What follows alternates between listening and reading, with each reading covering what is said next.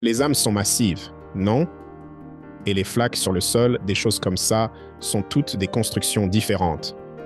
Je viens de dire des constructions empilées sur des étagères divines. Mais c'est la meilleure image que je puisse partager pour illustrer cela. Ce que je montrais maintenant, ce qui existe en dehors de tout cela, on pourrait dire. Cet espace est le vide, l'espace noir. Et le vide, l'espace noir, est, on pourrait dire, le début de toute chose, s'il n'y a jamais eu un début. Mais c'est précisément là que tout commence et est créé.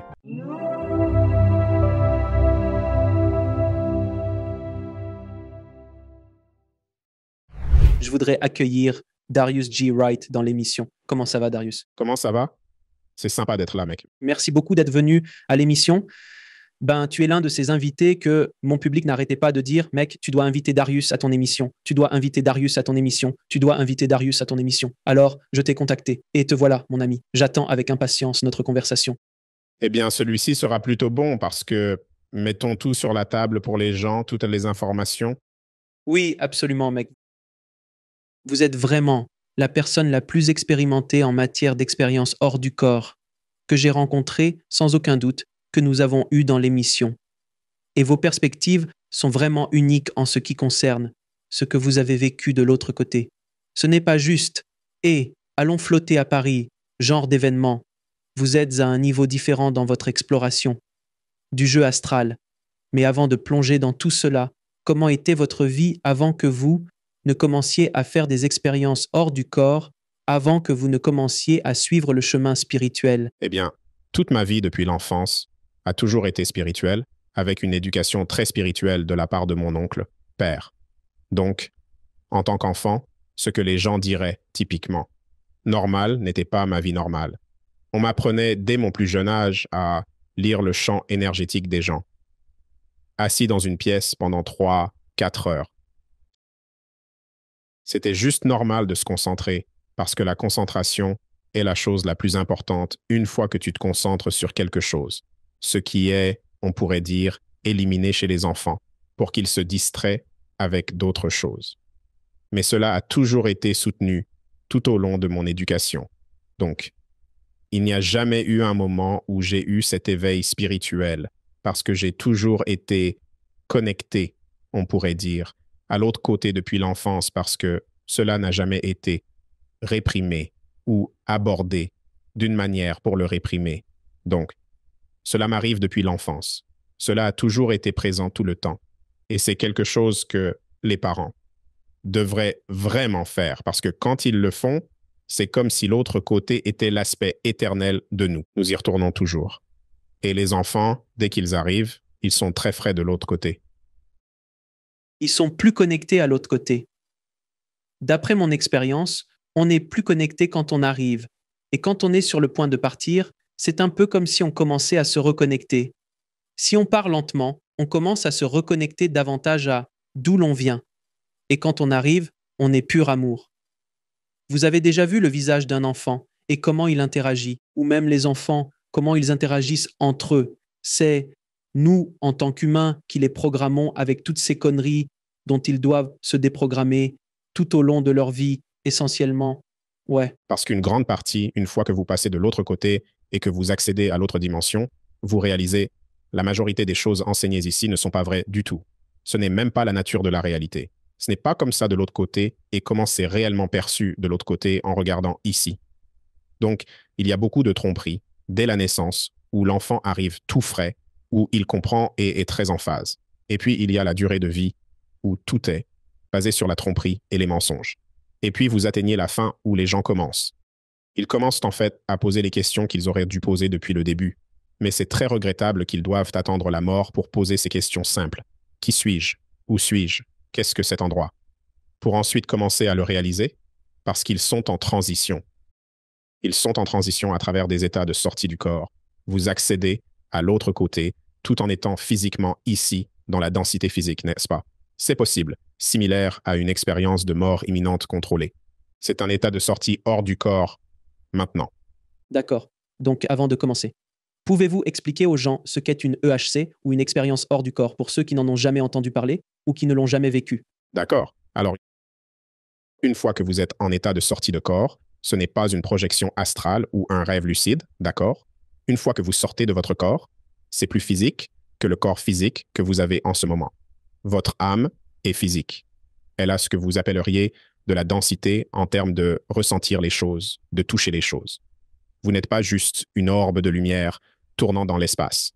Donc, une fois que vous apprenez à contrôler l'arrêt du corps, vous abaissez le champ magnétique du corps physique qui maintient l'âme dans le corps, d'accord? Quand ce champ magnétique est abaissé à un certain niveau, vous sortez. Et une fois que vous vous tenez debout, vous êtes en fait debout dans votre âme. Et votre âme est physique. C'est littéralement la même chose qu'une expérience de mort imminente, car ce que vous accédez une fois sorti du corps n'est pas différent de ce que vous accédez quand vous mourrez. Vous accédez aux archives, vous accédez aux proches, vous accédez aux formes pensées, au temps, aux événements de ce domaine. Vous accédez à la nature même de la réalité, en termes des 12 royaumes dans cette structure. On m'a montré de nombreuses structures différentes de l'autre côté qui ressemblent à des royaumes empilés sur des coquilles divines, n'est-ce pas? Donc, vous accédez à toutes ces choses. Et toutes ces choses viennent en vous, et vous commencez à repérer des choses et à obtenir, on pourrait dire, une compréhension à nouveau, ou une mémoire, parce que c'est vraiment la mémoire, n'est-ce pas, qui revient en vous, et vous commencez à appliquer des choses dans votre vie physique et à marcher sur le chemin de l'ordonnance de la façon dont vous agiriez de l'autre côté, c'est-à-dire avec intégrité et amour inconditionnel. Je tiens également à exprimer cela. La raison pour laquelle je dis que ce n'est pas une projection astrale ou un rêve lucide, n'est-ce pas? Parce que quand vous sortez, vous êtes conscient à 100%. La conscience avec laquelle je vous parle en ce moment dans cette interview n'est pas différente de celle que j'ai quand je sors ou quand vous sortez de votre corps, vous êtes conscient à 100%. Mais quand vous rêvez, juste pour donner un pourcentage, n'est-ce pas? Quand vous rêvez, disons que 25% de votre conscience est là. C'est pourquoi les choses s'estompent et réapparaissent. Vous n'êtes pas complètement là. Lucide, astral, vous êtes peut-être à environ 50, ou je ne sais pas, 70% là. Juste pour donner des chiffres à titre d'illustration et tout. Mais quand vous êtes mort ou en état de mort imminente contrôlée, hors du corps, vous êtes conscient à 100%, pleinement conscient. C'est la différence de ce que vous. Donc vous avez dit qu'une expérience autobotique est une expérience de mort imminente contrôlée.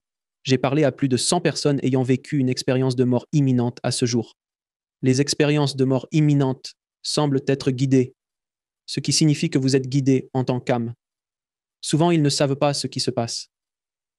Ils ne savent même pas qu'ils sont décédés, jusqu'à ce qu'un guide spirituel, Jésus, Bouddha ou quelqu'un d'autre apparaisse et les accompagne, soit à travers une rétrospective de vie, un conseil des anciens, ou en rencontrant leurs proches, des choses comme ça.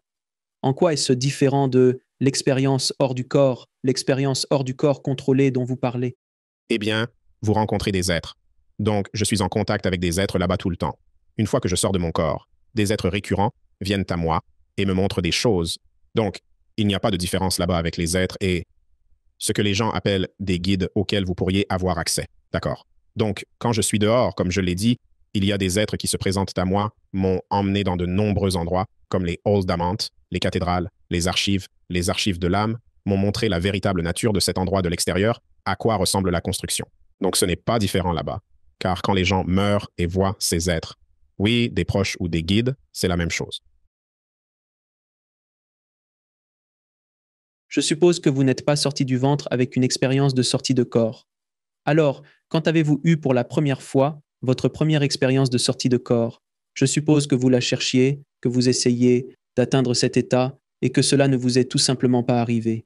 Alors, comment avez-vous fait et qu'avez-vous ressenti la toute première fois? D'accord, donc quand j'étais enfant, j'entrais en paralysie du sommeil. Je sortais de mon corps, sans réaliser que je sortais de mon corps. Parfois, j'accédais à certaines choses à l'intérieur du corps physique, les ramenant, on pourrait dire ici. Donc, je ne comprenais pas ce qui se passait. Et parce que quand on est enfant, à cause de toutes les peurs qui surviennent, j'ai tout bloqué par peur. Avançons jusqu'à mes 16 ans, c'est là que ça a recommencé. Je suis sorti de mon corps et un être nommé Céleste m'a montré, on pourrait dire, toutes les choses. Je ne savais pas comment l'interpréter à l'époque, jusqu'à des centaines de milliers d'expériences hors du corps que j'ai eues depuis 2014, quand j'étais au Maroc, c'est là que ça a commencé de manière incontrôlable. C'est à ce moment-là que j'ai réalisé que ces expériences étaient bien réelles et qu'elles avaient un impact profond sur ma vie. Et cela m'arrive tellement souvent que je les supplie d'arrêter à un certain moment. Parce qu'une fois que vous sortez de votre corps trop fréquemment, il y a un effet de surcharge du système nerveux central. Ce n'est pas différent d'un ordinateur. Quand un ordinateur, disons, a un téraoctet de mémoire, lorsque vous accédez à des informations, disons 3 téraoctets. Quand vous essayez de télécharger cela dans le vaisseau physique, l'ordinateur, il peut y avoir un effet de surcharge. Les choses ralentissent, se bloquent. Donc cela m'arrivait et j'ai supplié que cela s'arrête au Maroc. Ça ne s'est arrêté que temporairement. Et puis, au fil des années, j'ai appris à contrôler cela de manière à pouvoir, chaque nuit si je le souhaite, éteindre mon corps, le quitter et accéder aux informations que je veux accéder. Alors, Darius, laisse-moi te demander ça, mec. Pourquoi tu sembles presque prodige en ce qui concerne les expériences hors du corps, comme si tu avais été mis sur cette terre pour faire ce que tu fais? Pourquoi penses-tu que tu as choisi dans ton contrat d'âme ou dans ton plan d'âme de vivre cela et ce don t'a été donné à ce niveau élevé, comme si nous avions tous joué au basket? Nous ne pouvons pas tous être Michael Jordan et Kobe. Donc, il y a une différence.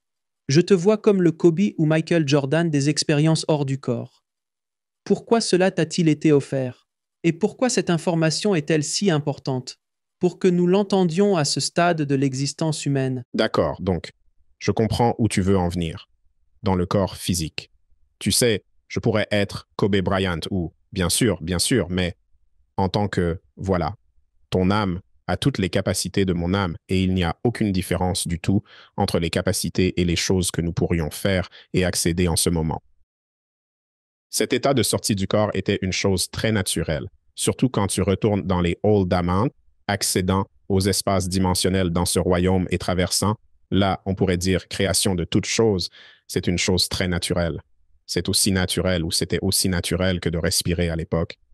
Mais à cause de toutes les choses qui se sont passées ici, on pourrait dire modification de l'ADN, l'abrutissement, de la conscience, oui.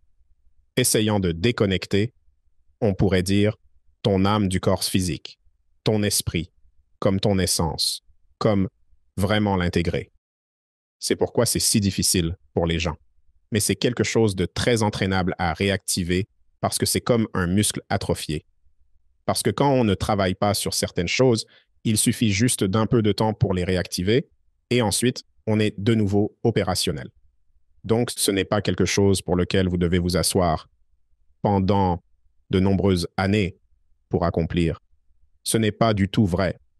C'est ce qu'ils voudraient vous faire croire, pour vous faire croire que c'est quelque chose de si difficile à atteindre que vous n'essayez même pas, parce que c'est très accessible si vous allez dormir chaque nuit.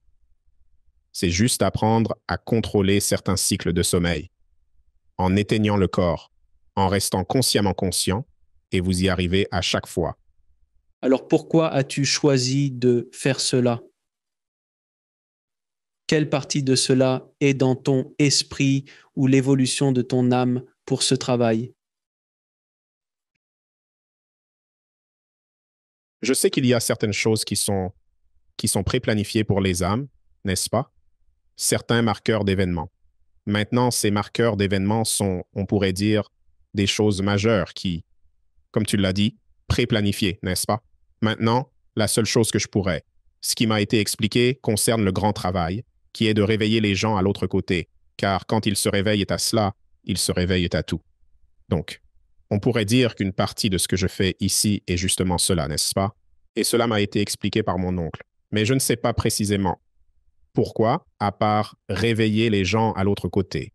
Parce que cela a un effet catalyseur en faisant tomber toutes les illusions et en donnant aux gens un accès direct à ce qu'ils sont, l'aspect éternel d'eux-mêmes.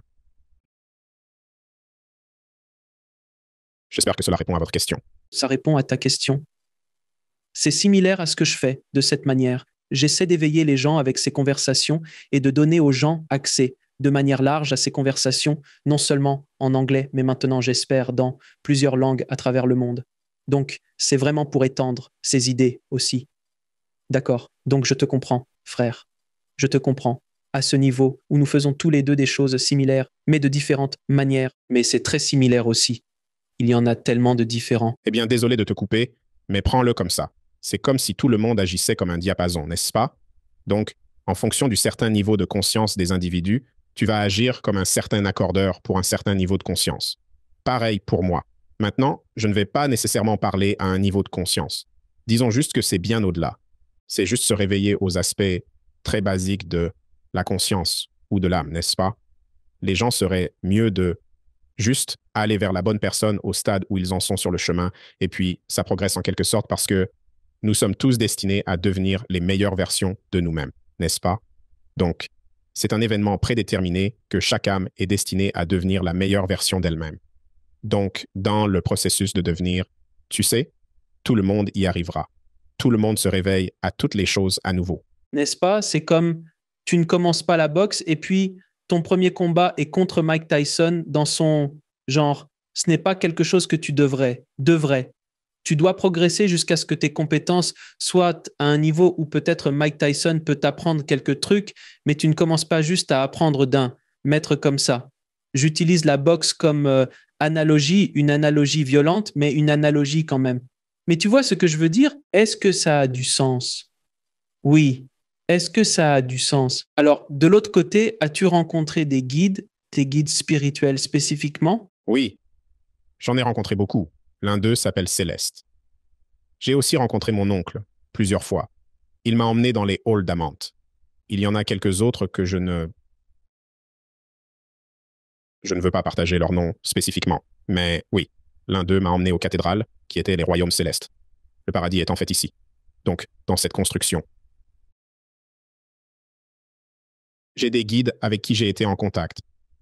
On pourrait dire ma deuxième fois, ici, en sortant puis en les revoyant. Je ne me souvenais pas d'eux. Et j'étais juste comme, la troisième fois en venant, j'étais comme, oh, je me souviens de qui vous êtes, parce qu'il y a une histoire. C'est là que vous obtenez la famille d'âmes, des choses comme ça. Alors, entrons dans le concept. Quelle est, selon vous, cette chose que vous appelez le concept? Parce qu'il y a quelque chose appelé la théorie de la simulation que la physique quantique a avancé et prouvé, en fait, maintenant qu'il y a des chances que nous soyons dans une sorte de constructo-matrix. Quelle est votre compréhension de cela? Le construct est ce dans quoi nous sommes en ce moment. On pourrait dire que c'est le contenant qui contient tout. C'est en fait un champ toroïdal aussi. C'est là que vous obtenez de nombreux royaumes différents empilés les uns sur les autres, tous coexistants ici. Ce construct particulier a un total de 12 royaumes. Donc, 12 au total ici. C'est ici que nous avons les royaumes terrestres. Le royaume 1, où nous sommes actuellement, fait partie de ces royaumes.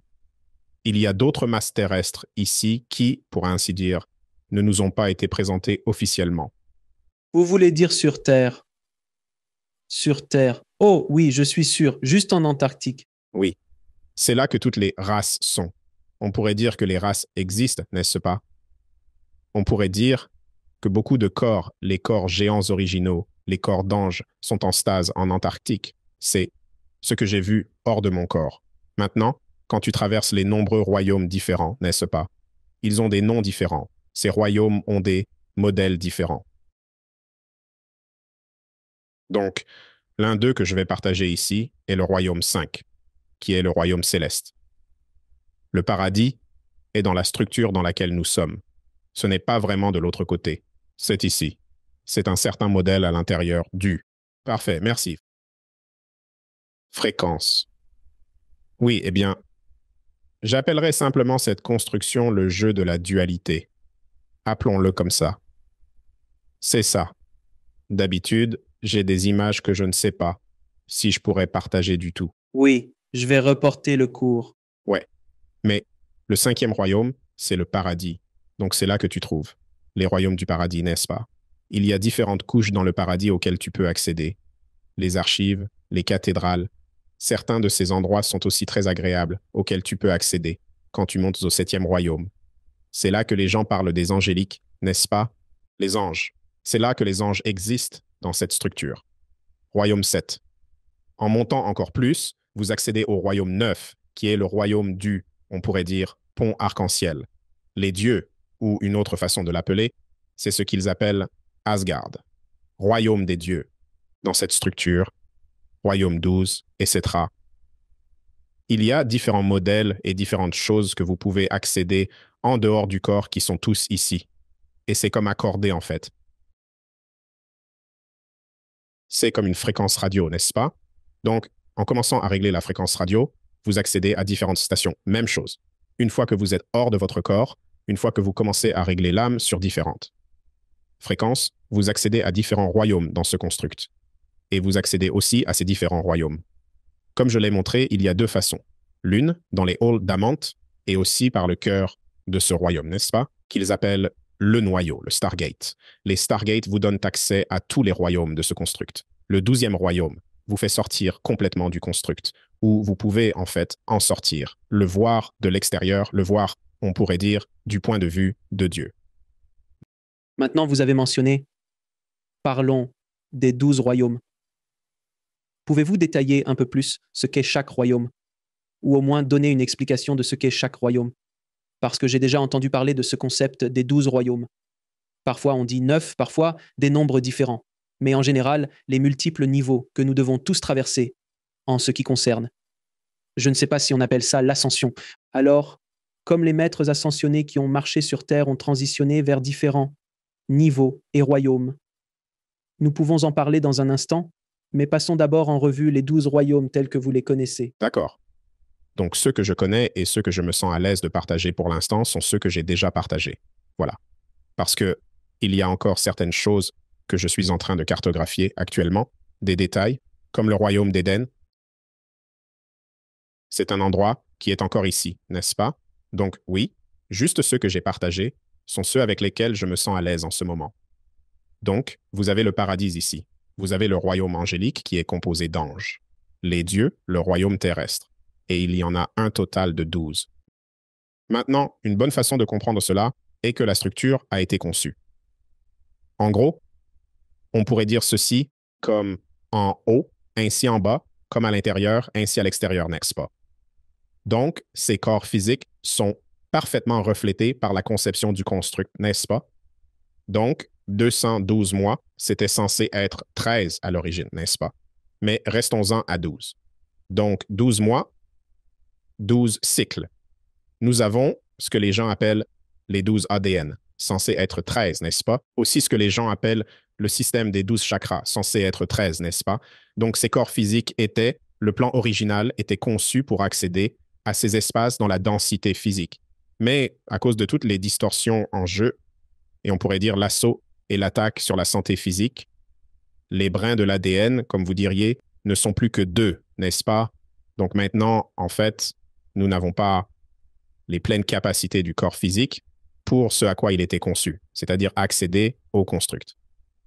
Le construct complet. C'est pourquoi vous sortez du corps. Donc, vous sortez du corps. L'âme n'est pas limitée. Elle n'est limitée par rien. Vous ne pouvez pas mesurer l'âme.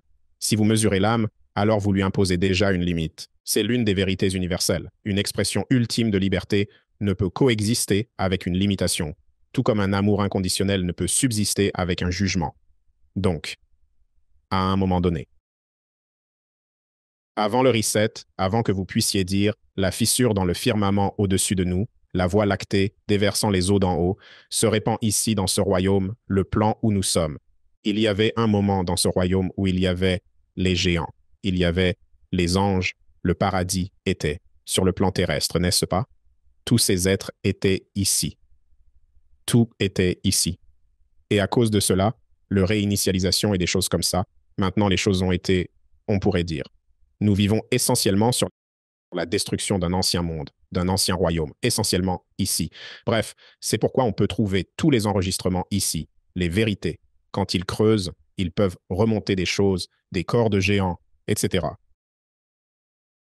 C'est ce que les pyramides, le sphinx, Göbekli Tepe, toutes ces choses qui existent depuis plus longtemps que la chronologie humaine officielle qui est censée durer 6710 000 ans au maximum, où nous en sommes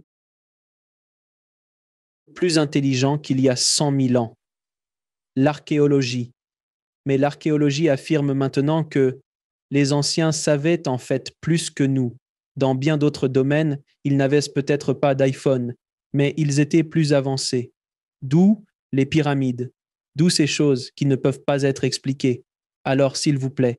Eh bien, toute la technologie qui est ici en ce moment que nous créons est, on pourrait dire, une version très simplifiée de ce dont nous sommes naturellement capables, n'est-ce pas? Donc, la technologie organique existe en nous, n'est-ce pas? et cela pourrait être activé. C'est là que vous obtenez le projet Looking Glass. Le projet Looking Glass est une pièce de technologie du gouvernement, pourrait-on dire, pour accéder à des événements temporels potentiels. Maintenant, vous pourriez faire cela naturellement en sortant du corps, n'est-ce pas? Quand vous sortez du corps, vous obtenez l'accès.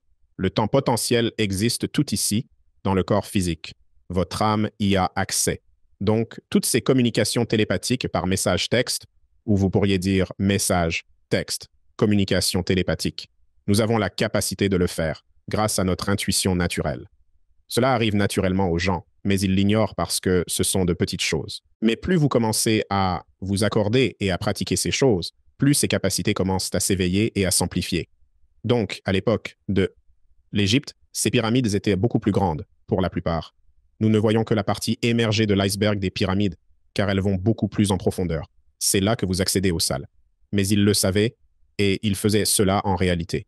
Ils étaient capables de réellement prendre leur conscience, leur âme à cette époque, la transférer à travers les tables qu'ils avaient là, qui projetaient des fréquences à travers le corps, n'est-ce pas? Ils avaient la capacité d'extraire l'âme du corps pour la transférer ailleurs. De plus, ils possédaient de l'or vivant, présent dans les corps à cette époque. Le sang était cet or vivant, différent de celui que nous connaissons habituellement. Donc, c'est fascinant. Donc, le concept de l'Atlantide, le concept de la Lémurie, ces idées, ces histoires, quelle est votre compréhension de ces lieux, ces événements? Oui, tout a existé. Donc, l'Atlantide et l'Égypte étaient de la même époque. C'est la même période. Les gens pensent qu'il s'agit de périodes différentes, mais c'est la même période. L'Égypte n'était pas un désert comme maintenant. C'était très verdoyant. Il y avait de l'eau partout. Cela fait partie de la technologie qu'ils avaient à l'époque, comme utiliser la compréhension de la structure, de la façon dont ce royaume fonctionne, comment le céleste, comment nous en sommes le centre. D'accord? Et ils ont tout cartographié ici. Et ils ont utilisé cela pour modéliser leur structure en fonction de la nature même de cet endroit, de son fonctionnement, énergie libre. Et ils ont pu utiliser cela et aussi l'utiliser à travers le corps physique également. Capacité complète. On dirait presque que tu parles de Néo dans la matrice.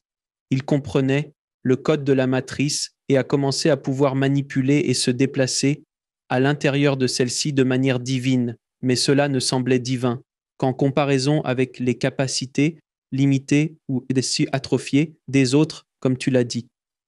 Tout le monde pourrait être Néo, tout le monde pourrait être Jésus, tout le monde pourrait être Bouddha, mais ils ont juste réussi à se libérer et à accéder à la compréhension en eux-mêmes, de la façon dont tout le système fonctionne. Et c'est pourquoi cela semble divin quand ils font certaines choses, quand ils ont fait certaines choses. Prenons Néo comme exemple, où ce serait l'équivalent de nous revenant dans les années 1900 avec un iPhone. Avec une mitrailleuse il y a 200 ans, nous aurions semblé comme des dieux absolus. Cependant, en réalité, c'était juste une compréhension différente de la façon dont certaines choses fonctionnaient. Est-ce une affirmation juste? Oui. Donc, plus vous comprenez la véritable nature de cet endroit, le domaine même de la construction et l'autre côté.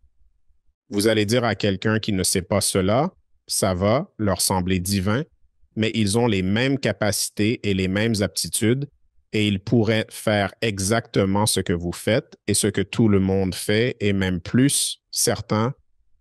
Donc, ce n'est pas limité à une seule chose. C'est juste une fois que vous avez des âmes endormies. Ici, n'est-ce pas? Beaucoup d'âmes sont encore endormies, dans une sorte d'amnésie en ce moment.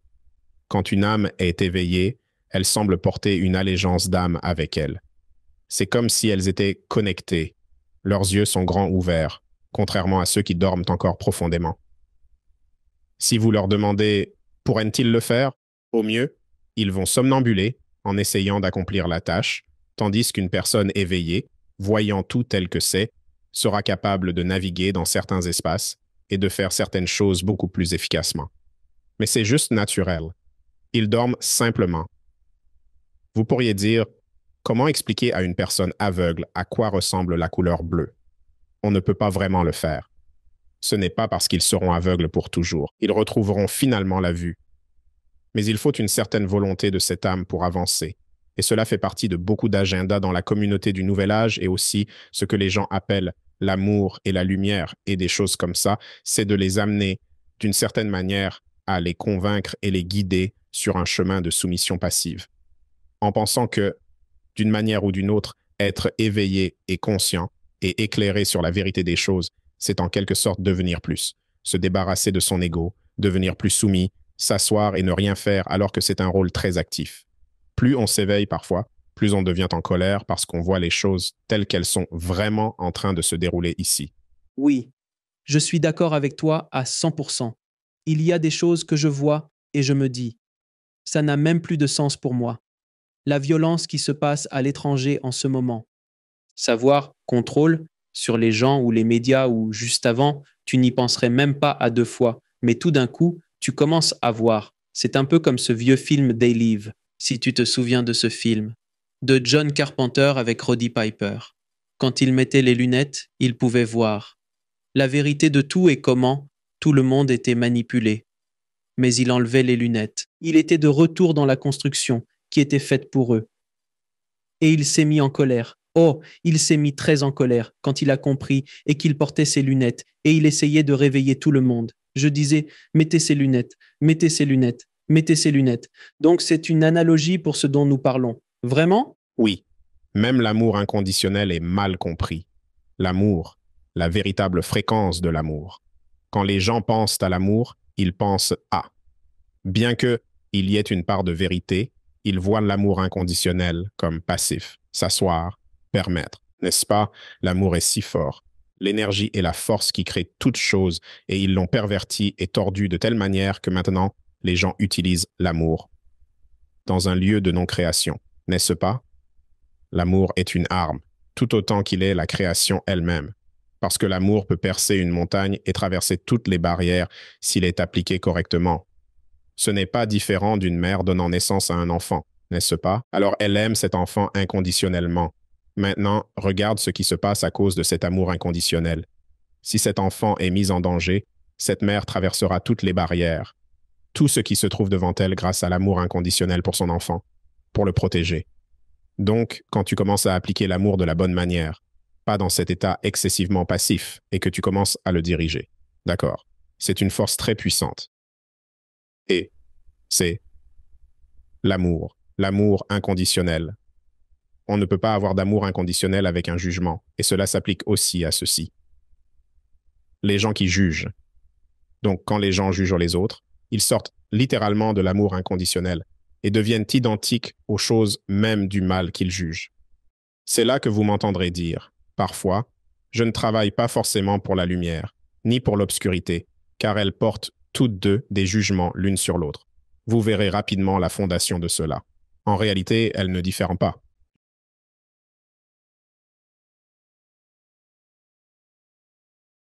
J'aime ce que tu as dit à propos de actif et passif parce que beaucoup de gens ont l'image du yogi assis dans une grotte dans l'Himalaya pendant 40 ans, méditant pour trouver l'illumination. Et, à une certaine époque de l'histoire, cela avait du sens, parce que l'humanité n'était même pas capable de comprendre, comme l'histoire l'a prouvé, Jésus n'a pas été très bien reçu de son vivant. Et c'était pareil pour Bouddha et tous ces grands enseignants spirituels. À cette époque, cela avait du sens. Mais dans le monde d'aujourd'hui, c'est différent. Il faut activement travailler et faire des choses pour changer la société avec ces connaissances que tu acquiers, que ce soit par la méditation, que ce soit par tes propres pratiques spirituelles. Es-tu d'accord? Oui, absolument. C'est quelque chose de très actif et c'est décourageant à regarder. Surtout quand vous avez beaucoup des enseignements qui vous disent de vous débarrasser des choses. C'est une expression de l'âme. Pouvez-vous en donner un exemple? D'accord? Quand les gens disent de se débarrasser de ton, disons simplement de se débarrasser de ton ego, d'accord? Ce que les gens réaliseront une fois qu'ils quitteront le corps ou qu'ils mourront, c'est que leur processus de pensée, qui ils sont à cet instant précis, ne change pas. Tout vient avec vous. Ce que vous pensez en ce moment, vos émotions, ce que vous ressentez, tout vient avec vous et est tout présenté. Tout vient avec vous de l'autre côté. La seule chose qui change, c'est que vous commencez à retrouver des souvenirs de vos expériences. Tout cela commence à revenir dans votre âme et vous commencez à comprendre pourquoi vous agissez comme vous le faites, pourquoi vous faites les choses de cette manière et pourquoi vous pourriez dire avoir fait certaines choses dans ce domaine et l'oubli. Exactement. Chaque âme est, en quelque sorte, sa version la plus élevée, agissant dans l'oubli ici, dans ce domaine, n'est-ce pas? Parce qu'elles oublient qui elles sont. Donc, toutes ces choses sont des aspects de vous, de votre personnalité. Débarrassez-vous de votre ego. Ne vous débarrassez jamais de cela. Ce sont des expressions de votre âme, n'est-ce pas? C'est un aspect de vous. C'est fondamentalement comme dire, c'est une guerre spirituelle contre l'âme une fois que vous commencez à faire cela, parce que vous essayez de diminuer l'expression d'une âme et vous ne pouvez pas avoir l'expression ultime de la liberté sous la limitation. Donc, ils essaient déjà de mettre des limitations sur l'expression de l'âme. Ça a parfaitement du sens. Tu as dit quelque chose qui a résonné dans ma tête. C'est comme tout le monde est capable de faire les choses dont nous parlons. Et plus encore. Il y a des mots exacts. Si je peux citer Jésus-Christ, il a dit exactement la même chose. Vous pourriez tout faire, je pourrais faire encore plus. Sont-ils ces maîtres qui marchent sur la planète? Peux-tu expliquer aux gens ce qui se passait réellement? Pour eux, les Babaji, le Bouddha, tous ces maîtres qui marchent sur la terre, que faisaient-ils? Qu'accédaient-ils en eux-mêmes? Qui leur donnait? Les lunettes de They Live ou les capacités de Neo? Parce que beaucoup de choses, je veux dire, les miracles de Jésus, semblent très yogiques, par nature. Donc, comme les maîtres yogis, la lévitation, la bilocation, beaucoup de choses dont on parle dans les textes spirituels. Que font-ils et à quoi ont-ils accédé en eux-mêmes pour leur donner ces sortes de compréhension? D'accord, donc, je ne suis pas très informé sur des choses comme ça, comme les masses et ce genre de choses. Mais ce que je peux te dire, c'est ceci basé sur l'expérience. Mon expérience, c'est qu'une fois que tu commences à accéder à l'information et que tu commences à voir ces choses, que ce soit si c'est à travers, parce qu'ils font de la méditation et ensuite ils quittent le corps, je dirais qu'ils quittent le corps pour accéder à toute l'information, n'est-ce pas? Donc, une fois que tu accèdes à ces choses, tu les vois et tu n'as pas le choix que de grandir à partir de là, n'est-ce pas? Une fois que tu ouvres la porte et que tu la franchis, tu ne peux pas nécessairement revenir en arrière. C'est une porte que tu ne peux plus oublier. Tu ne peux pas l'oublier. Je veux dire, tu pourrais essayer, mais c'est très douloureux, parce que tu connais la vérité, n'est-ce pas? Donc, je dirais juste que ces personnes dont tu parles ont simplement vu la vérité telle qu'elle est et ont commencé à l'appliquer dans le monde physique du mieux qu'elles pouvaient et aussi à enseigner aux gens qu'ils ont la même capacité. Beaucoup de gens, très rapidement, se tournent vers un lieu de culte, quelque chose, vénèrent quelque chose en dehors d'eux-mêmes, vénèrent quelqu'un en donnant constamment leur pouvoir, parce que c'est ce qu'ils ont été endoctrinés et formés à faire, à donner constamment leur pouvoir à travers les systèmes éducatifs, à travers le travail. Tout dans ce domaine est préétabli pour que quelqu'un abandonne ses capacités. Donc, quand vous vénérez quelque chose, automatiquement, vous avez oublié au niveau de base que vous n'êtes pas différent de cette âme et que vous avez les mêmes capacités et la même capacité que cette âme si vous appliquez. Parce que c'est très actif. J'espère que cela répond magnifiquement à cette question. Maintenant, vous avez mentionné les salles d'Amenti plusieurs fois. Qu'est-ce que c'est que les salles d'Amenti? Est-ce comme les salles des archives akashiques? Pouvez-vous nous expliquer ce que c'est? D'accord, donc les halls d'Amante sont comme, quand je parle des halls d'Amante ou des archives célestes, les cathédrales, ce sont juste des archives. On pourrait dire comme une base de données universelle. En d'autres termes, c'est comme un disque dur, non, qui contient tout le cloud. Oui, le cloud contient toute l'histoire de ce qui s'est passé à travers le royaume pendant cette période aussi. Maintenant, quand j'accède au Hall d'Amant, c'est juste que j'accède à un certain point dans le temps, tout en accédant au présent, car les Halls d'Amant sont toujours une chose présente qui existe encore. Tout existe ici et peut être accessible, tu vois. Donc, il y a encore des êtres là-bas à l'heure actuelle qui sont toujours là. Mais ils détiennent une base de données complète des archives de l'époque égyptienne et de l'événement de l'Atlantide. Donc, cette période en particulier. Ce qui est intéressant, c'est quand vous accédez à certaines choses, dans les Oldaments, ou même dans les royaumes célestes aussi. Mais je vais juste me concentrer sur les Oldaments. Ils ont ces tablettes, ou, comme vous pourriez dire, des livres, ou certains cristaux. Quand j'étais dans les halls de méditation, je me souviens avoir vu pour la première fois un cristal là-bas, et ce cristal avait une frange blanche autour. Et une fois que vous entrez dans la porte, le passage, toutes les portes sont ouvertes d'ailleurs, mais une fois que vous entrez, ce cristal change en fonction de la fréquence de l'âme. Le mien était vert, et donc quand chaque âme entre par cette porte, il change, en fonction de la fréquence de signature énergétique que l'âme apporte à ce moment-là. Il y a aussi certaines portes et passages auxquels tu as accès, ou lorsque tu touches quelque chose, cela télécharge en quelque sorte toutes les informations en toi. Mais ce n'est pas nécessairement comme si tu obtenais chaque nuance de celle-ci, c'est presque comme si tu reçois les bandes annonces, la bande-annonce du film, tu reçois tous les bons moments, et puis avec le temps, ça se déploie lentement en toi, et là tu te dis, d'accord, ça a plus de sens, etc., etc. Aussi, dans les salles mentales, ils ont cartographié, quand tu descends, tout au bout du couloir central, ils ont cartographié toute la structure, les 12 Stargates. Tout le royaume dans lequel nous vivons, les 12 royaumes, 12 Stargates, et ils l'ont comme sur une table. Le firmament, tout est là, et ils l'ont tout affiché. Et dans les salles d'Ament, il y a aussi certaines salles qui sont accessibles grâce à la fréquence, n'est-ce pas? Il y a donc certaines fréquences basées sur les portes des étoiles qu'ils ont alignées dans certaines salles où vous entrez, ce qui vous donne un accès direct aux nombreux différents royaumes dans cette structure. Parce que les étoiles sont basées sur certains points de fréquence, des points d'accès à l'espace dimensionnel fixe. Pouvez-vous expliquer ce que vous voyez dans les cathédrales et quelles informations y trouvez-vous par rapport aux hologrammes d'invention? Donc, ce sont tous les registres du ciel, le point dans le temps, ou les registres du ciel, et du présent aussi, parce que le ciel est toujours là.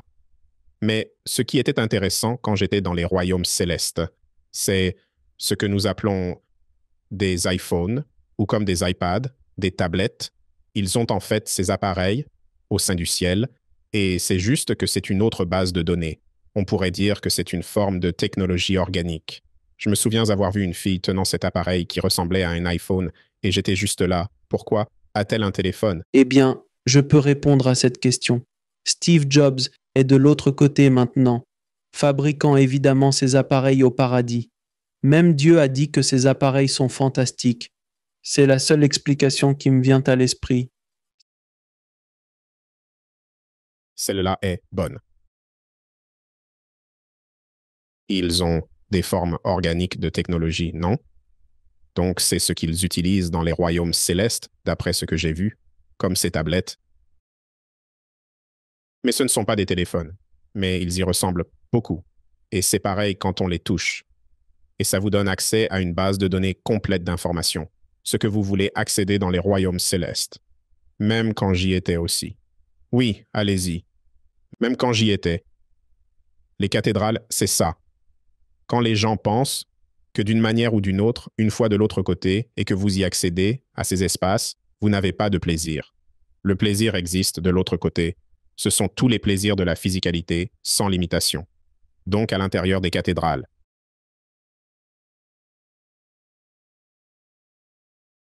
Vous pourriez vous délecter de votre âme, de ses plaisirs, n'est-ce pas? Toucher d'autres âmes.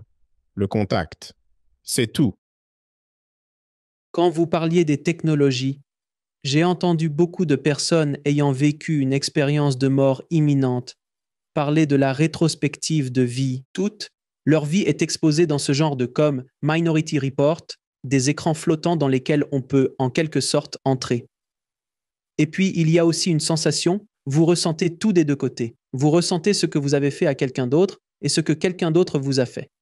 Cette technologie semble très en ligne avec ce dont vous parlez, cette technologie organique. Et nous utilisons cela faute d'un meilleur mot. Oui. Donc, les révisions de vie, ce genre de choses, tout ça existe. C'est vrai. Je me souviens qu'on m'a montré une petite partie d'une révision de vie. Je vais l'aborder de deux manières différentes pour vous donner du contexte, s'il vous plaît. Mais je me souviens d'avoir vu une rétrospective de vie avec mon oncle. Il m'en a montré une petite partie quand je revenais. C'était une période où j'essayais de contacter mon oncle Bob qui était décédé un parent défunt. Et j'étais là. Et puis, il me montrait certaines choses que je faisais ici qui retenaient l'amour. Et quand il me montrait cela, ce n'était pas nécessairement qu'il me jugeait. Nous sommes les juges de nous-mêmes. Donc, vous n'êtes pas jugés pour ce que vous faites de l'autre côté. Vous vous jugez vous-même. Le péché impardonnable est celui que vous ne pouvez pas vous pardonner. Alors il me montrait de très petites choses où je retenais l'amour. Et cela m'a mis à genoux de douleur, une douleur absolue, vraiment, parce que j'ai réalisé qui j'étais de l'autre côté, qui nous sommes tous, n'est-ce pas? Parce que tout le monde réalise qui ils sont et la divinité de chaque âme dans tous leurs souvenirs, n'est-ce pas? Et c'est douloureux. Donc, l'amour que vous retenez ici est la douleur que vous allez porter, temporairement en tout cas, de l'autre côté. Ce n'est pas pour l'éternité ou quelque chose comme ça, mais vous ressentez des émotions, n'est-ce pas? Maintenant, quand vous accédez également aux revues de vie. C'est presque comme une réalité virtuelle, comme si vous y étiez, comme si vous étiez physiquement dans cette expérience, pendant qu'elle se déroule. Vous pouvez vous déplacer tout autour, vous pouvez la voir. C'est un peu comme consulter des archives, non? Lorsque vous accédez à certains dossiers, vous êtes en fait dans cet événement temporel qui a eu lieu et vous pouvez le voir sous tous les angles différents. Vous pouvez marcher. Vous pouvez le voir du point de vue de cette personne, de votre point de vue. Donc, oui, la révision de vie, c'est vrai. L'idée des réalités parallèles et du multivers, dont je ne suis pas sûr s'ils sont les mêmes ou deux idées différentes, mais que chaque fois que nous faisons un choix majeur, pas ketchup ou pas ketchup, mais des choix majeurs, cela se divise en une autre réalité tandis que celle-ci continue pour voir comment cela se déroule, car c'est quelque chose que j'ai aussi entendu dans les revues de vie, où ils disent « Oh, je me demande si j'avais épousé Sally. Oh, attendez, voilà, voici comment cela se serait passé si vous aviez épousé Sally au lieu de rompre avec elle au lycée. Et cela a pris une autre direction. Et vous vous dites « Oh mon Dieu, heureusement que cela ne s'est pas produit. » Ou quelque chose dans ce genre. D'après votre expérience, dites-moi ce que c'est. Eh bien, cela vous donnerait un potentiel, n'est-ce pas? Oui. Il y a des événements temporels potentiels ici, n'est-ce pas? Donc, le temps potentiel, toutes les potentialités sont là, n'est-ce pas? Maintenant, il y a des marqueurs d'événements fixes dans ce domaine, n'est-ce pas? Et donc, ce sera comme, je vais dans cette direction, mais ensuite, je réponds à la question ici. Je veux juste apporter de la clarté. Donc, il y a des marqueurs d'événements prédéfinis dans ce domaine. L'un des ceux qui sont juste devant vous est qu'éventuellement, chaque âme se réveillera de l'autre côté et accédera à toutes les choses à nouveau, par la mort, en mourant. Il passe de l'autre côté, le corps meurt. Mais vous n'avez pas besoin de mourir. Vous pourriez avoir un état de sortie de corps contrôlé pour accéder à cette information. Maintenant, il y a de nombreux contrats d'âme et marqueurs d'événements majeurs. Vous vivez votre vie. Si c'est le marqueur d'événements ici, il pourrait y avoir des milliers de chemins différents que vous pourriez emprunter. Peu importe lequel vous prenez, mais quand ce marqueur d'événement est là, ces chemins finiront par converger et atteindre cette destination finale, que ce soit rencontrer un être cher ou quelque chose de majeur. Maintenant, tout n'est pas écrit à l'avance, n'est-ce pas? Toutes les choses ne sont pas écrites à l'avance. Comme les différents chemins ne sont pas écrits à l'avance, mais il y a des choses prédéfinies. Maintenant, une fois que vous êtes en train de faire un choix dans la vie, d'accord? Donc, votre choix est de monter dans le bus ou ne pas monter dans le bus, d'accord? Donc, vous montez dans le bus, alors vous prenez la potentialité de ce moment. Vous le vivez réellement dans cet événement temporel. Maintenant, le potentiel de ne pas monter dans le bus, cela n'ira que jusqu'à un certain point. Ce n'est pas infini. Voir toute la vie de cette âme jusqu'à la mort, n'est-ce pas? Cela vous donne, on pourrait dire, 10% de la potentialité de ce qui aurait pu se passer si vous n'étiez pas monté dans le bus. Et puis le reste, ça devient flou à ce moment-là. Et je veux que les gens soient très clairs à ce sujet. Quand vous dites des marqueurs légers, faute de meilleurs mots, ce sont de grands événements dans votre vie, comme rencontrer l'être aimé avec qui vous allez passer le reste de votre vie, disons, ou au moins ce prochain chapitre de votre vie. Avoir des enfants, ne pas avoir d'enfants, obtenir ce travail qui vous lance ensuite dans une carrière, un accident de voiture, une aubaine, de quelque sorte, peut-être financière, peut-être spirituelle, qui sait, ce sont de grands marqueurs qui sont tracés pour vous et non tracés pour vous, que vous avez tracés. D'après ce que je comprends, vous les avez tracés vous-même pour l'évolution de votre âme dans cette vie. Comment vous vous déplacez entre les marqueurs est une potentialité ouverte où vous pouvez faire un long détour, vous pouvez aller tout droit, vous pouvez sortir avec Jenny, sortir avec Sally, sortir avec Bob, comme vous voulez pour avancer sur cette route. Mais finalement, vous allez atteindre ce jalon. C'est en gros l'explication. Oui, cela revient à ce que je disais avant. Chaque âme est destinée à devenir la meilleure version d'elle-même. Donc, quand elle fixe certaines choses, toutes les âmes ne fixent pas certaines choses non plus, n'est-ce pas? Certaines âmes le font comme elles ont comme un plan. C'est là que vous entendrez certaines personnes, des parents, où l'enfant arrive directement par le parent, et ils disent « Oh, oui, je t'ai choisi. Je suis content de t'avoir choisi cette fois. » Certaines choses sont prédéfinies. Imaginons que ta rencontre avec Mary, l'amour de ta vie, était prédéfinie, d'accord? Donc, le chemin pour y arriver n'est pas prédéfini, mais finit par converger vers cette personne. Peut-être sur le trottoir ou ailleurs, c'était un événement prédéfini pour que cela se produise à un moment donné. Et ensuite, que se passe-t-il? Ce n'est pas forcément prédéfini car c'est le chemin que tu pourrais prendre, n'est-ce pas? Donc ce sont juste les grands jalons d'événements qui sont prédéfinis de ce que j'ai été. Montrez.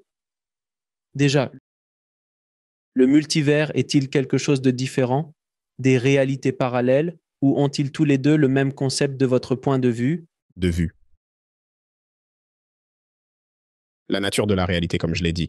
Donc, vous avez des constructions de l'autre côté qui sont, on pourrait dire, des jeux, n'est-ce pas? Il y a différentes versions de consoles comme Xbox ou PlayStation ou Nintendo, n'est-ce pas? Et puis, les royaumes derrière vous sont en gros comme les différentes versions du jeu. Disons, par exemple, Call of Duty 1, Call of Duty 2, etc. Maintenant, il y a aussi des espaces dimensionnels. Ces espaces dimensionnels sont des formes pensées, n'est-ce pas? Des formes pensées que vous projetez, que vous créez avec la volonté de l'âme, le mot prononcé. Vous créez des espaces dimensionnels par vos pensées pour vivre ce que vous souhaitez également. Donc, c'est ainsi que ça m'a été montré. Donc, en ce qui concerne les potentialités temporelles et le multivers, n'est-ce pas? Vous pourriez l'appeler le multivers, mais c'est ainsi qu'on me l'a montré. Des constructions, des espaces dimensionnels du royaume une fois de l'autre côté. Maintenant, j'ai entendu que dans d'autres interviews, vous avez parlé de la fin du construct, que c'est comment tout cela va, en quelque sorte, se terminer. Pouvez-vous expliquer cela à mon audience? D'accord. Donc, c'est ce que je montrais à 16 ans en étant appelé Céleste. Et à 16 ans, je montrais, on pourrait dire, l'achèvement de ce royaume, n'est-ce pas? Et comment c'était une grande célébration. Et cet achèvement était en fait toutes les choses se rouvrant à nouveau à toutes les âmes. Toutes les âmes se souvenant de toutes les choses à nouveau. Le grand événement, n'est-ce pas? Maintenant, quand j'en parle, je suis très hésitant à en parler parce que je ne veux pas nécessairement donner de faux espoirs aux gens ou récolter quoi que ce soit de ce genre. Mais c'est ce que je montrais à partir de l'âge de 16 ans, de l'achèvement de cet ensemble, de cette construction. Parce que tout ce qui pouvait être vécu a été vécu ici par une âme, n'est-ce pas? C'est là que vous obtenez l'histoire en boucle qui se répète toujours. Parce que nous avons joué tant de versions différentes dans cette construction, dans ces royaumes, et elles sont toutes justes. Nous avons joué tous les rôles, tous les scripts, et c'est juste répéter, répéter, répéter. Maintenant, quand cela arrive à une fin de ce que je montrais, ce n'est pas nécessairement une fin, parce que toutes les informations ici sont stockées dans les archives de toutes choses, n'est-ce pas? Mais je dois faire attention à ça parce que sinon, Ils se transforment en alarmisme ou ils mènent à la peur et des choses comme ça, ce qui n'est pas du tout ce que nous essayons de promouvoir. Mais cela a aussi du sens parce que si vous avez étudié certains des textes védiques, il y a ces cycles de 26 000 ans où vous commencez à évoluer, puis vous commencez à descendre jusqu'à atteindre les âges sombres, et ensuite vous remontez, et nous sommes actuellement dans cette phase de réveil. Nous remontons. Mais ensuite, il y a des gens qui disent que c'est le dernier cycle. Et d'ailleurs, le dernier cycle pourrait durer encore 20 000 ans. Combien de milliers d'années est-ce? Allez-y, vous alliez dire. oui, donc en gros, c'est ce que je disais. Donc, les cycles se répètent, n'est-ce pas? Nous avons répété ces cycles encore et encore. Nous les avons répétés tellement de fois. Donc, ce que je montrais, c'est que les cycles, en termes de ce dont tu parles, de répétition, ne se répètent plus. Ça arrive juste à. Je ne sais pas à quoi ça ressemble vraiment. Je sais juste que ce que je montrais, c'est que ces cycles, l'âge d'or, puis le retour aux âges sombres et l'âge d'or, s'arrêtent. Et ensuite, nous revenons tous à l'aspect éternel de notre âme. Encore une fois, on pourrait dire que de l'autre côté, nous ne sommes plus liés par les cycles, n'est-ce pas? Parce que c'était juste ça. Tu vois ce que je veux dire? Je comprends, je vois ce que tu veux dire. Ce qui m'amène à une autre idée de... Et encore une fois, j'ai déjà entendu ce concept et j'ai posé cette question à beaucoup de gens parce que j'aimerais entendre leur point de vue à ce sujet. Et j'aimerais entendre ton point de vue à ce sujet. On m'a montré et dit le concept de il n'y a pas de vie passée, il n'y a pas de vie future. Toutes les vies se déroulent en même temps, toutes les lignes temporelles se déroulent en même temps. Et nous sommes simplement concentrés sur ce point de vue. Et si nous faisons quelque chose dans cette vie, cela se répercute, entre guillemets, en arrière ou en avant.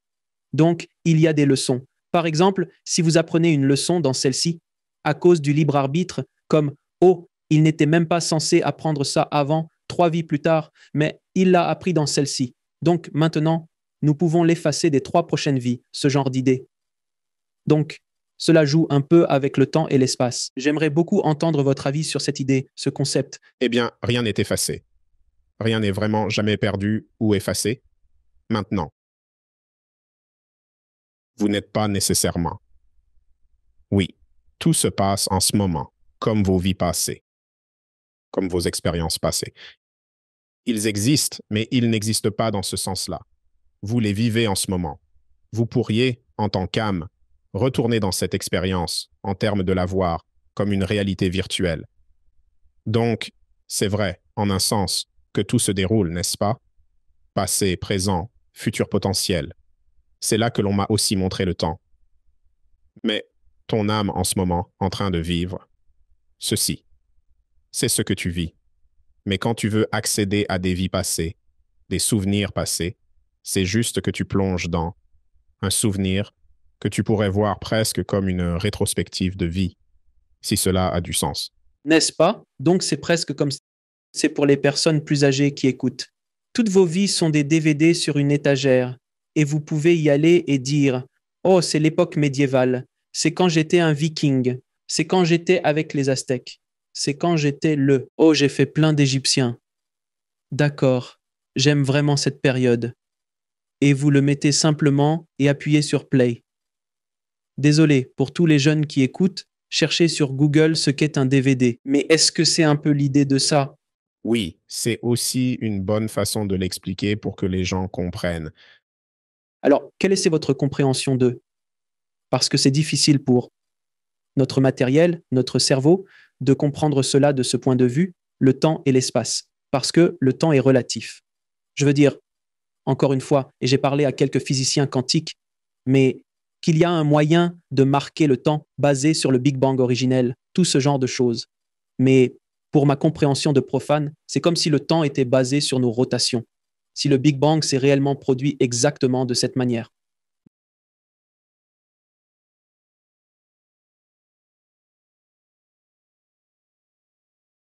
Nos révolutions autour du Soleil dictent notre temps. Si nous étions sur Jupiter, ce serait une échelle de temps complètement différente. Si nous étions sur Mars, ce serait une échelle de temps différente. Ils tournent différemment, donc notre temps serait différent. Mais tout est basé sur la rotation autour du Soleil. Si nous sommes à 5000 années-lumière et qu'il n'y a pas de Soleil, y a-t-il du temps? C'est la question. Alors, quelle est votre compréhension du temps et de l'espace de l'autre côté? Eh bien, je vais être très prudent ici parce que beaucoup des visions du monde, espace, soleil, n'est pas vraiment comme ça. Nous sommes dans un plan de firmament construit, n'est-ce pas? Nous sommes le centre de toute chose. Tout est contenu dans le firmament au-dessus, tout tourne autour de nous, n'est-ce pas? Alignement social, des choses comme ça. Mais le temps tel qu'il m'a été présenté, tout se passe, comment ils le voient de l'autre côté, toute potentialité, tout se passe. On pourrait dire que c'est la dimension du temps, non? Le temps n'est pas juste une chose linéaire, non. Tu y accèdes juste en sortant de ton corps, non. Tu y accèdes ce que tu as fait dans le passé, le présent et le futur potentiel. Mais comment cela m'a été montré comme une sorte d'illustration? C'est un être féminin est venu à moi. Elle a étalé un jeu de cartes, d'accord? Et j'ai expliqué cela dans de nombreuses autres interviews, mais c'est une bonne illustration.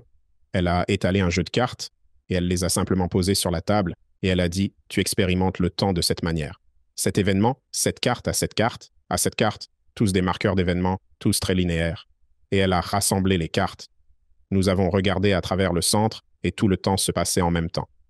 Donc, c'est ainsi qu'ils peuvent y accéder, ou c'est ainsi qu'ils le voient et y accèdent également à travers les potentiels du passé et du présent. Donc, c'est aussi pourquoi beaucoup de récits basés sur la peur se déroulent en ce moment. Les gens sont constamment dans la peur. Peur, peur. Plus les âmes se concentrent sur quelque chose, plus elles créent la potentialité de cet événement temporel potentiel de se produire. C'est pourquoi la peur est très inutile, car il n'y a rien à craindre. Mais sa plus grande illusion est la peur. C'est le moyen numéro 1 de contrôler l'âme et d'avoir la domination sur l'âme, c'est la peur. Si vous mettez de la peur, rendez une âme craintive, alors vous contrôlez son expression. C'est une façon très intéressante de voir les choses parce que tu viens de dire en gros ce que j'avais un peu présenté avant, que tout se passe en même temps. Donc, c'est essentiellement une question de perspective, de comment tu accèdes à l'information. Parce que même dans un ordinateur, un disque dur d'ordinateur, linéaire, c'est partout. Donc, vous pouvez prendre des informations d'ici, des informations d'ici. Donc, ce n'est pas juste des informations de A à Z. Ça a du sens. Ça a du sens. Oui, ça a tout son sens. Maintenant, tu as aussi dit quelque chose d'intéressant que quand tu sors de ton corps, tu vois des événements passés. Donc, tu accèdes à des vies antérieures dans ton expérience hors du corps et à des vies futures potentielles. Pas des vies futures, non. Comme je l'ai dit avant, j'étais juste au début ou au milieu de ça, où j'ai dit potentiel. Tu ne vois que 10%. Je donnais juste un chiffre pour donner, genre, du contexte. Mais ce n'est pas forcément comme je n'y accède pas.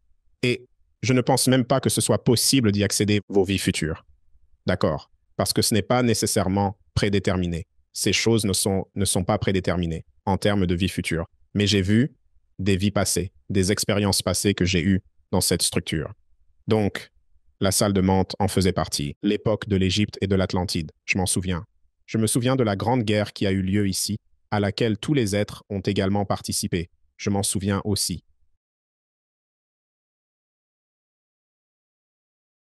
Maintenant, avez-vous pu voir ou avez-vous eu accès au-delà de la construction? Oui, c'est pourquoi j'ai dit au début, on m'a montré en dehors du construct complètement.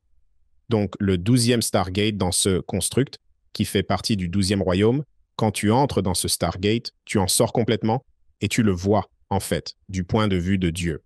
On pourrait dire comme tu peux voir tout le construct principal, celui-ci, mais tu peux voir tous les nombreux constructs empilés sur les étagères de Dieu, n'est-ce pas?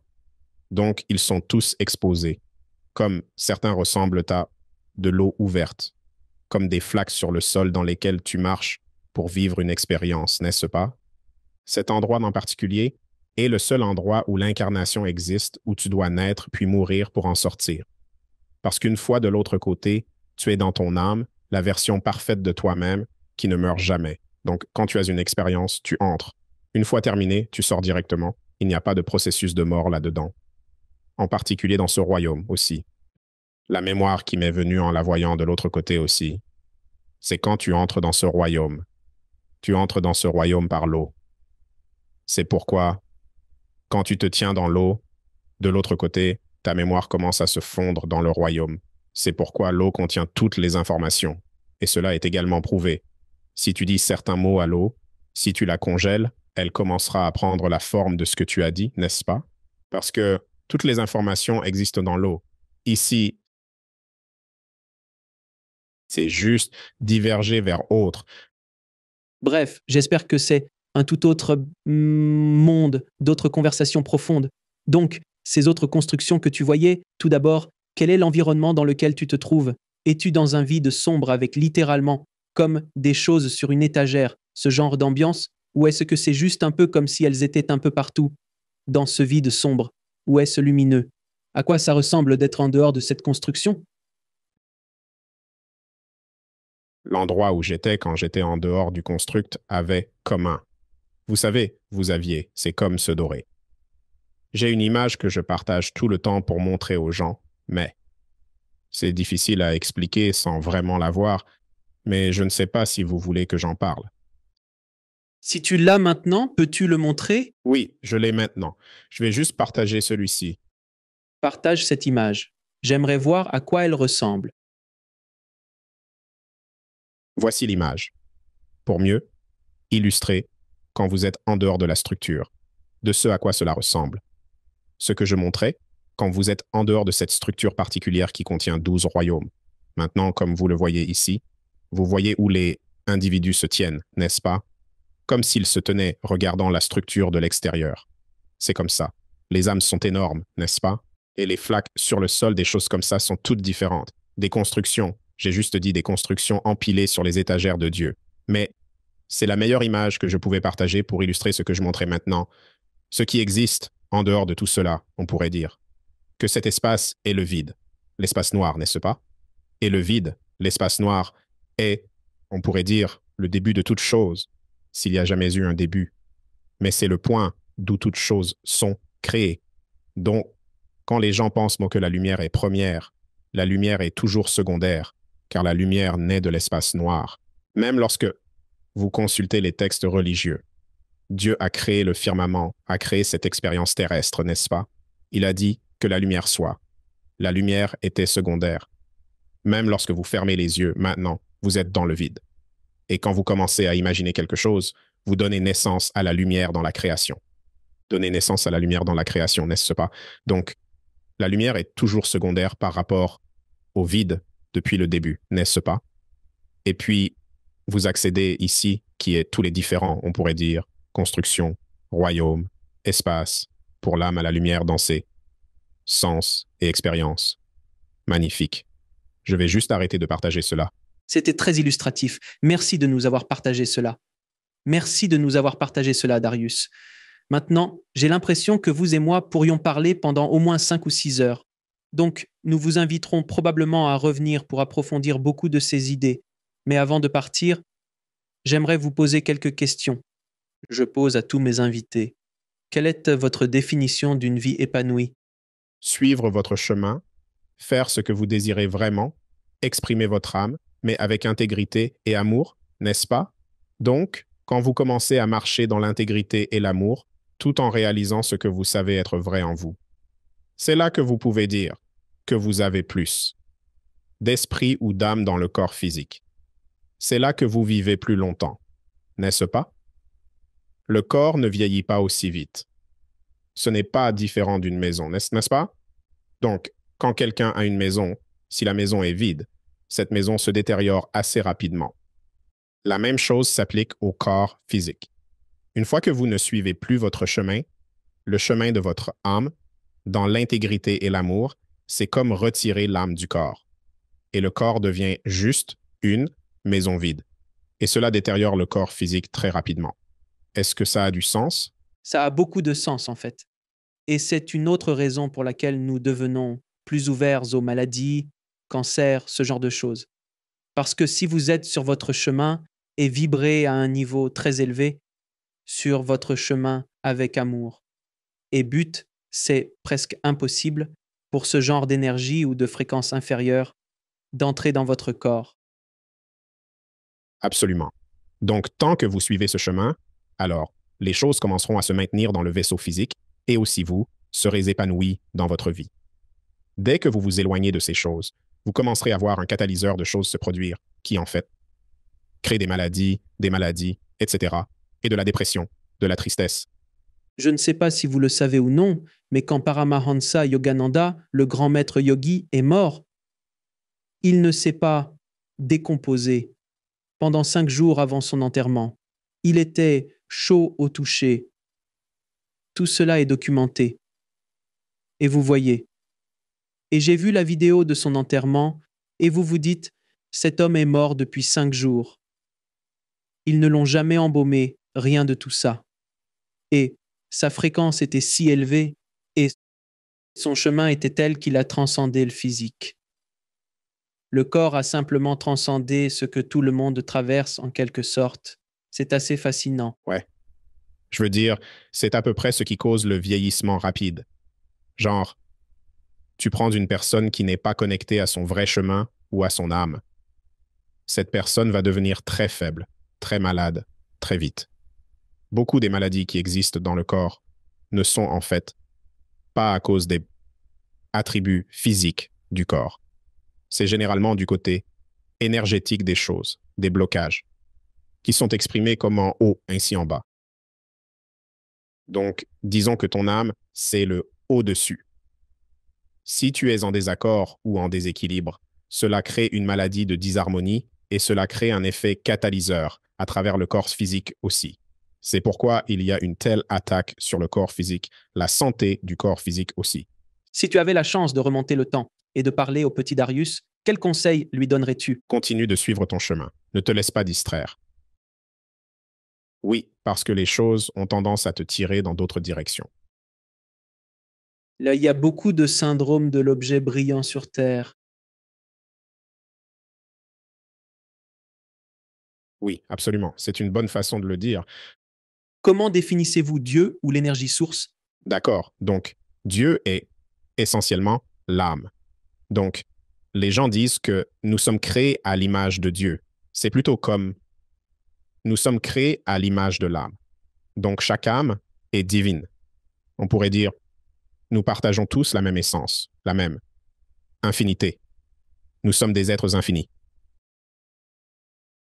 Alors, c'est aussi une question que les gens peuvent se poser. Est-ce que la conscience dicte l'univers ou est-ce que l'univers dicte la conscience? Quand les gens croient que l'univers dicte la conscience, ils croient en la théorie du Big Bang. Il y a une possible vie après la mort et un aspect éternel et tout ça, etc. Quand vous comprenez la vérité que votre conscience est le dictateur de l'univers et que vous comprenez que vous êtes le dictateur de l'univers, vous vivez pour toujours, la volonté de votre âme manifeste la réalité et donc vous avez l'expression ultime de la liberté sans limitation. Qu'est-ce que l'amour? L'amour est essentiellement, en termes d'amour inconditionnel, pour une autre âme, n'est-ce pas? C'est honorer l'expression de cette âme parce que chacun de nous a un. Nous avons tous un aspect éternel en nous. Et donc honorer chaque âme pour son expression de l'âme. C'est ça l'amour. C'est l'amour inconditionnel. Et ne pas juger cette âme pour son expression de soi, car dès que vous jugez cette âme pour son expression de soi, vous ne devenez pas différent du mal même. Comme je l'ai déjà dit, lorsque vous jugez, vous sortez en fait de la fréquence qui crée toute chose, qui est l'amour. Donc l'amour, c'est simplement rester intègre, sans jugement, et honorer cette âme pour qu'elle exprime ce qu'elle choisit d'exprimer et d'être. Quel est le sens ultime et profond de la vie? Expérience. On ne peut pas avoir d'expérience sans existence. Existence sans expérience. Et où les gens peuvent-ils en savoir plus sur vous et le travail incroyable que vous faites dans le monde? Oui, donc tout ce que je fais se trouve sur mon site web, derekjwhite.com. C'est là que je fais tout mon travail, organise des ateliers et enseigne aux gens ce que je fais. Avez-vous un dernier message pour le public? Ne vous laissez pas affaiblir par la peur. Ne vous laissez pas emprisonner par les récits de la peur, car dès que vous y entrez, vous perdez votre liberté. Vous commencez à réellement céder votre pouvoir et vous permettez à d'autres âmes d'avoir la domination sur la vôtre. Beaucoup de gens sont loin de chez eux depuis bien trop longtemps et c'est pourquoi ils ont peur, parce qu'ils ont oublié la véritable nature de qui ils sont. Quand vous comprenez la véritable nature de qui vous êtes, vous réalisez rapidement que rien ne peut vous toucher ou vous piéger, l'âme, à moins que vous ne le croyiez. Vous. Darius, ce fut un plaisir de te parler, mon ami. Merci beaucoup pour cette conversation si éclairante et fascinante. J'apprécie ce que tu fais pour éveiller le monde, mon ami. Alors merci. Oui, merci, merci. Merci de regarder. Cliquez sur une des vidéos ci-dessous pour poursuivre votre voyage. Et n'oubliez pas de vous abonner.